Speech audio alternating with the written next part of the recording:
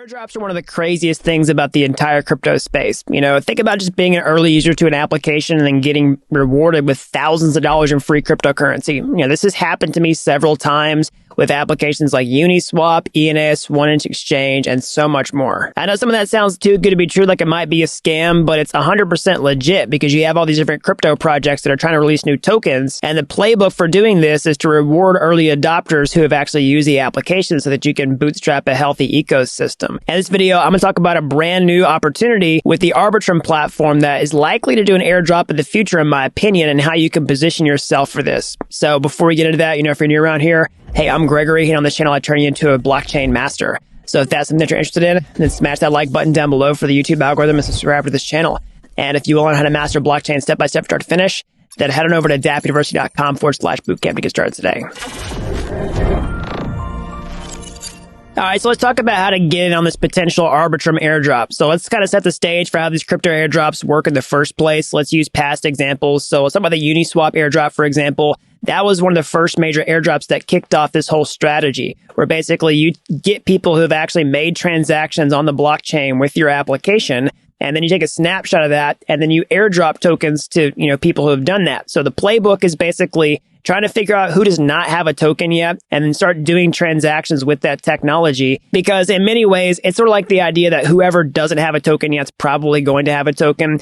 Now, another reason to think that Arbitrum is going to do an airdrop is because, you know, well, guess what? Optimism has done an airdrop. And because it's such a main competitor chain, like, it stands to reason they're probably going to do an airdrop of some kind. All right, so now let's talk about how to position yourself for this airdrop. Now, you know, full disclosure, there's no way to know exactly how they're going to, you know, reward people. You can go look at other airdrops that happened in the past, like Uniswap, ENS, right?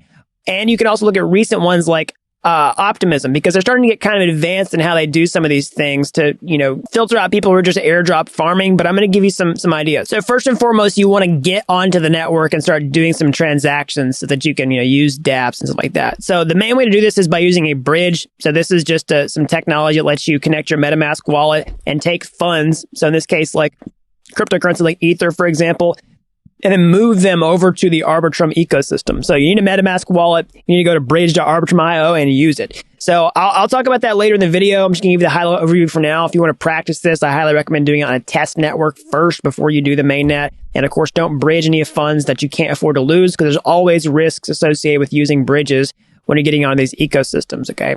So once you're on the ecosystems themselves, you can look at some different applications and start using them, okay? So you can think about lots of applications that exist on Ethereum right now have deployments to Arbitrum, like 1inch Exchange. That'd be a pretty easy strategy, just to swap some tokens, like take your Ether and swap it for USDC and vice versa, or some other coin, right? Or even you had stable coins, you could just swap stable coins around. So one thing I want to mention here also is you're going to need Ether in order to use Arbitrum in the first place, because that's how you pay the gas fees. That's the whole beauty of layer 2s. Like they're meant to help Ethereum scale, and you need Ether to continue paying the gas fees in those ecosystems. So even if you decide to swap stable coins around, you still need to, you know, pay with Ether for gas fees, but the fees are a lot cheaper than the Ethereum network once you're on the ecosystem itself. So I want to draw your attention though to two other main efforts that could likely be a factor in who gets airdrops and how much.